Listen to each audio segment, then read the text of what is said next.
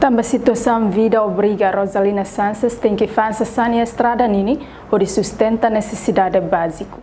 Rosalina Sanches makoanda hitu husi mongaling na walu hoidade rua nulu. Oang husi Moisés Humberto ho Agostinha Sanches. Rosalina remata a escola ensino secundário husi Colégio Palaka Balibo, município Bobonaru e Hatina Rihunrua Ronulu. Hafuen remata ensino secundário, Rosalina decide la continua estudo ba ensino superior tamba problema economia.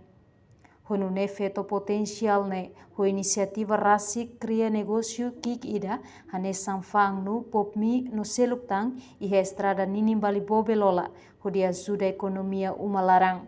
Iha bibang ne Rosalina Sanches oferece minuto balung ho di dadalia ho jornalista televisão Timor Post iha loron sanulo racing ne fulang outubro tinan rihurua ronolo racing rua iha fating nebe Rosalina famba. Nia hateteng rendimento bot liu $1 americano hat nolo. Husi rendimento ne usa ho di sustenta família no ajuda mos alin sira ne escola. Ambing hasa tempo hasa rame antoni rendimento ne bele po $20 liu. Quando honu ne nu fangi da 50% ne depois hasa nu lorong quando honu hosasan surah mutu bel to 40.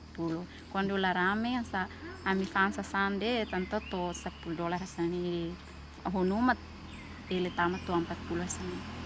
Ne ami uja bahasa ang sa umalarang sustenta a minha família.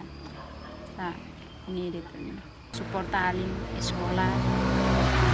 Rosalina começa a criar negócio kikne e fulang maio tina rihurua ronolo resin rua ha hudeit ho modal $100 americano atus ida.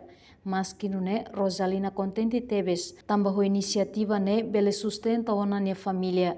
Rosalina mos iha mehi atu continua estudo iha ensino superior.